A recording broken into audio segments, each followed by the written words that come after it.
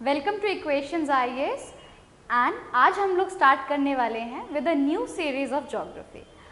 इससे पहले कि हम लोग ज्योग्राफी के यानी कि यूनिवर्स के और सोलर सिस्टम की अलग अलग चीज़ों को डिस्कस करें, let me tell you something about geography.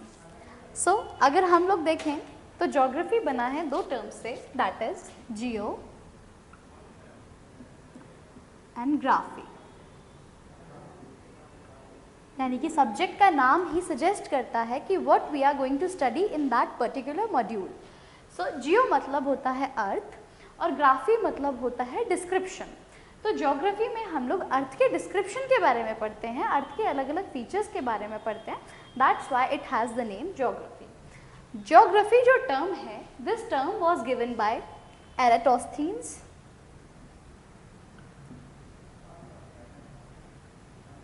The term geography was given by Eratosthenes और geography term का मतलब क्या होता है, that I have told you। geo मतलब अर्थ और ग्राफी मतलब डिस्क्रिप्शन, यानी कि अर्थ का डिस्क्रिप्शन। So अगर हम लोग ज्योग्राफी के दो सेगमेंट्स की बात करें तो ज्योग्राफी की दो सेक्ट्स हैं। दिस मीन्स फिजिकल ज्योग्राफी और ह्यूमन ज्योग्राफी।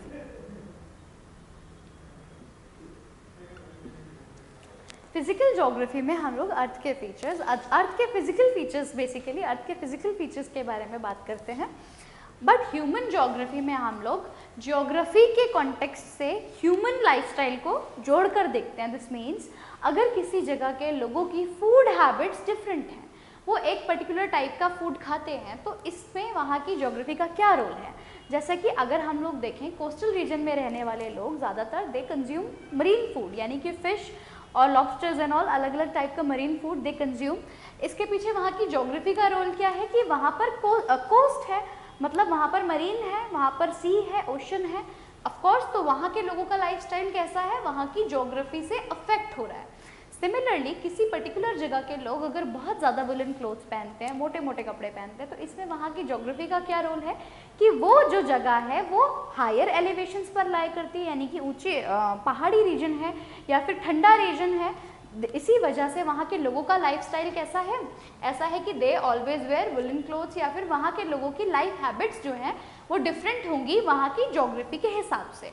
तो ह्यूमन ज्योग्राफी में हम लोग ये देखते हैं कि ह्यूमन लाइफस्टाइल पर वहाँ की ज्योग्राफी का क्या इम्पैक्ट है और ह्यूमन्स की अलग अलग life habits, food habits, clothing habits किस तरह से डिफर करती है अलग अलग ज्योग्राफी में। ठीक है, तो ये आती है, ये सारी चीज़ें आती है ह्यूमन ज्योग्राफी में। अदरवाइज फिजिकल ज्योग्राफी में हम लोग देखें तो हम अर्थ के तीनों स्पेयर, यानी कि लिथोस्फेयर, हाइड्रोस्फेयर और एटमॉस्फेयर और बायोस्फेयर, इन सभी स्पेयर्स को डिस्कस करते हैं। यानी कि अर्थ की लैंड के बारे में, अर्थ के पानी के बारे में, अर्थ के एयर यानी कि एटमॉस्फेयर के बारे में, ये सारी चीज़ें we always discuss in physical geography. आज पर्टिकुलरली हम लोग बात करने वाले हैं about the universe and the solar system. तो सबसे पहले यूनिवर्स का ओरिजिन कैसे हुआ है हमें ये पता होना चाहिए, क्योंकि इसी के बाद सारी चीज़ें आई हैं, सभी चीज़ें इसके बाद इवॉल्व हुई हैं। सबसे पहले यूनिवर्स का फॉर्मेशन कैसे हुआ, तो इसके यूनिवर्स के फॉर्मेशन के ऊपर बहुत सारी अलग अलग थ्योरीज हैं। तो हमने यूनिवर्स के ओरिजिन को डिवाइड किया है कुछ थ्योरीज के बेसिस पर, यानी कि कुछ थ्योरीज है जो कि अर्ली थ्योरीज हैं और कुछ हैं जो कि मॉडर्न थ्योरीज हैं।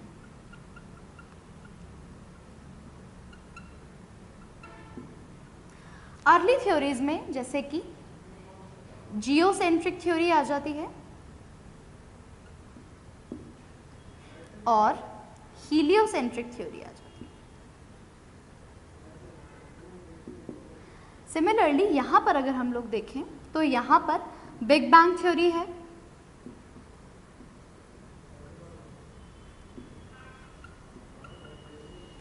और ऑसिलेटिंग यूनिवर्स थ्योरी है।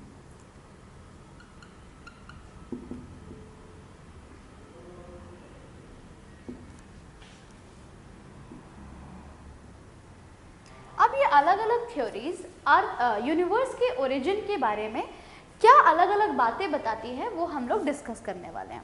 ऑल्दो मॉडर्न थ्योरीज जो हैं दे आर वाइडली एक्सेप्टेड, यानी कि बिग बैंग थ्योरी जो है सबसे ज़्यादा लॉजिकल है और सबसे ज़्यादा एक्सेप्टेड थ्योरी है, बट फिर भी हम लोग अर्ली थ्योरीज को भी पढ़ते हैं क्योंकि इन थ्योरीज में क्या हुआ है, अपडेशन हुआ है, यानी कि पुरानी थ्योरीज ने जो ट्रेंड सेट किया है, पुरानी थ्योरीज ने एक बेस दिया है और फिर उसी पे फर्दर रिसर्च हुई और रिसर्चेज होने के बाद नई जो थ्योरीज हैं उनका एवोल्यूशन हुआ है। ठीक है, तो सबसे पहले हम लोग अर्ली थ्योरीज यानी कि पुरानी थ्योरीज के बारे में बात करें तो सबसे पहली थ्योरी है जियोसेंट्रिक थ्योरी। अभी जस्ट मैंने आपको बताया था कि जियो का मतलब होता है अर्थ और जियो का मतलब होता है अर्थ और सेंटर का मतलब होता है centre. This means geocentric theory this was proposed by Ptolemy. Ptolemy ने इसको प्रपोज किया था, यानी कि the theory was propounded by Ptolemy और इन्होंने बताया कि अकॉर्डिंग टू दिस थ्योरी जो यूनिवर्स है, जो अर्थ है हमारी जियो यानी कि अर्थ, और ये जो अर्थ है ये कहाँ लाई करती है, ये यूनिवर्स के सेंटर में लाई करती है अकॉर्डिंग टू दिस थ्योरी।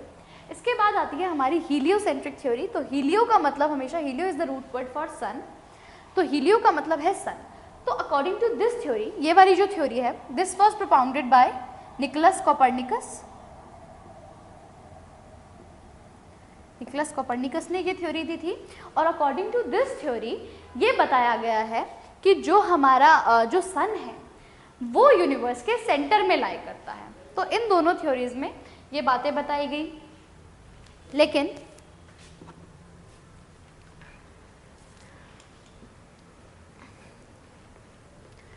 फिर एक ब्रिटिश एस्ट्रोनॉमर हैं, ब्रिटिश एस्ट्रोनॉमर है हर्शल। ऑल्दो इन्होंने कोई थ्योरी propound नहीं करी, लेकिन इन्होंने अपने कुछ स्टेटमेंट्स ऐड किए। इनके स्टेटमेंट में इन्होंने कहा, हर्शल ने कहा, ब्रिटिश एस्ट्रोनॉमर थे ये, और अपनी स्टेटमेंट्स में इन्होंने कहा कि जो हमारा जो सन या फिर जो हमारी अर्थ है वो पूरे के पूरे गैलेक्सी यानी कि यूनिवर्स का या फिर गैलेक्सी का एक छोटा सा पार्ट है, ना कि उसका सेंटर है। यानी कि पहले इन थ्योरीज में जो बातें कही गई थी उन बातों को इन्होंने डिनाई किया और कहा कि ये जो चीज़ें हैं ये इसके सेंटर में लाई नहीं करती हैं, ये इसका एक बहुत छोटा सा मियरली एक स्मॉल पार्ट है। ठीक है, उसके बाद हबल, एडविन हबल जो हैं उन्होंने अपने टेलीस्कोप से काफ़ी सारी रिसर्चेस की और उन ऑब्जर्वेशंस के बाद हबल ने बताया,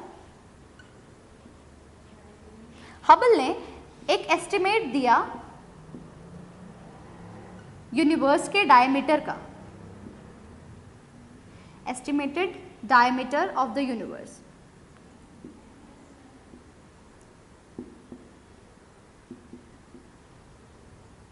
यानी कि इन सभी एस्ट्रोनॉमर्स ने अपनी अपनी साइड से कुछ ना कुछ कंट्रीब्यूशन दिया और हमारी नॉलेज को ऐड किया, क्योंकि इससे पहले कुछ भी nothing was known about the universe और उसके ओरिजिन से रिलेटेड भी कुछ किसी को नहीं पता था। बट इन अलग अलग ऑब्जर्वेशंस ने, अलग अलग थ्योरीज ने हमें एक आइडिया दिया और हमारे नॉलेज में बहुत सारी चीज़ें ऐड की। इसके बाद हम लोग बात करते हैं मॉडर्न थ्योरीज की, और सबसे ज़्यादा वाइडली एक्सेप्टेड थ्योरी है बिग बैंग थ्योरी। और जो बिग बैंग थ्योरी है it was proposed by George Lemaitre. The theory was propounded by George लेमाइटर।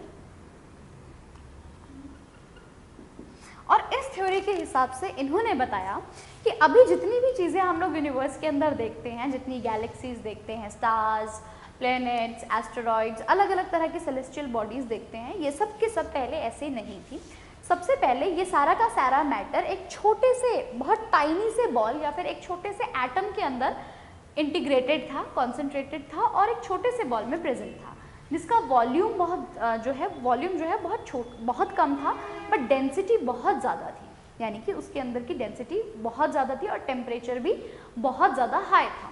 एक दिन यानी कि अराउंड 15 बिलियन ईयर्स अगो एक एक्सप्लोजन हुआ और उस एक्सप्लोजन के बाद ओरिजिन हुआ किसका, यानी कि किसको राइज मिला, स्पेस और टाइम का राइज हुआ। जितना भी मैटर था उस छोटे से टाइनी बॉल के अंदर वो सारा का सारा डिसइंटीग्रेट हो गया, सारा का सारा फैल गया और अभी तक भी वो एक्सपैंड कर ही रहा है, अभी तक भी वो रुका नहीं है, उसका एक्सपेंशन जो है वो अभी तक कंटिन्यू है। ठीक है, जब ये सारी चीज़ें एक्सपैंड होना स्टार्ट हुई, उसके बाद धीरे धीरे करके गैसेस फॉर्म हुई, यानी कि गैसेस जितने भी हम लोग अपनी जो हम लोग एलिमेंट जो वाली जो टेबल है हमारी, उस टेबल को जो हम लोग देखते हैं हाइड्रोजन, हीलियम, ये सारी की सारी गैसेस, इसके बाद धीरे धीरे इन सभी गैसेस का फॉर्मेशन हुआ और फिर उसके बाद ही बाकी सारे के सारे सेलेस्टियल बॉडीज फॉर्म हुए। ठीक है, इसके बाद आती है हमारी ऑसिलेटिंग यूनिवर्स थ्योरी।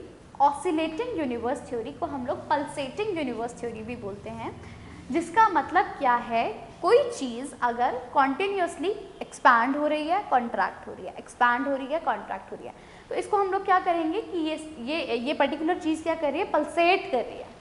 ठीक है, पल्सेशन हो रहा है यहाँ पे। तो और ऑसिलेट करने का मतलब भी वही हुआ, कॉन्टिन्यूस एक्सपेंशन और कॉन्ट्रैक्शन। तो ऑसिलेटिंग यूनिवर्स थ्योरी में यही बताया गया कि इस एक्सप्लोजन के बाद अभी तक जो है, अभी तक भी जो यूनिवर्स की स्टेट है वो कैसी है, एक्सपेंशन वाली स्टेट है, अभी तक भी वो एक्सपैंड कर रहा है। ठीक है, लेकिन एक टाइम ऐसा आएगा जब ये जो एक्सपेंशन है, अभी जो है रिसीडिंग फोर्स जो है वो ज़्यादा है, जो दूर जाने वाला जो फोर्स है, रिसीडिंग फोर्स, अभी तक चीज़ें क्या करी हैं, वो रिसीड कर रही है, रिपल्स कर रही है, दूर जा रही है एक दूसरे से। लेकिन एक टाइम ऐसा आएगा अल्टीमेटली जब ग्रेविटेशनल पुल ज़्यादा हो जाएगा और ये रिपल्सिव फोर्स जो है ये कम हो जाएगा, यानी कि चीज़ें एक्सपैंड नहीं होंगी, फिर कॉन्ट्रैक्ट होनी स्टार्ट होंगी। और ये कॉन्ट्रैक्शन इतना ज़्यादा होगा कि धीरे धीरे करके अगेन जितना भी मैटर जो पहले डिसइंटीग्रेट हुआ था वो सारा का सारा वापस से उसी पहले वाली स्टेज में आ जाएगा और वही एक छोटा सा बॉल फॉर्म होगा। उसके बाद अगेन जब उस बॉल का टेम्परेचर बहुत ज़्यादा बढ़ जाएगा, डेंसिटी बहुत ज़्यादा बढ़ जाएगी और दोबारा से एक और एक्सप्लोजन होगा और दोबारा से यूनिवर्स का ओरिजिन होगा, दोबारा से एक नया यूनिवर्स स्टार्ट होगा।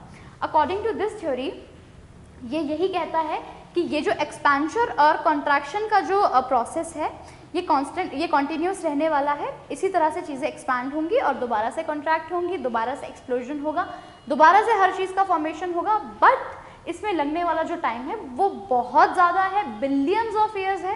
दैट्स वाई इन चीज़ों को हम अपने नॉर्मल ह्यूमन लाइफ स्पैन में नोटिस नहीं कर पाएंगे। ठीक है, इसके अलावा मैंने इस थ्योरी में बताया कि बिग बैंग थ्योरी में ये कहा गया कि अभी यूनिवर्स एक्सपैंड हो रहा है, तो इस थ्योरी को हम लोग एक्सपैंडिंग यूनिवर्स थ्योरी भी कहते हैं, also known as expanding universe theory.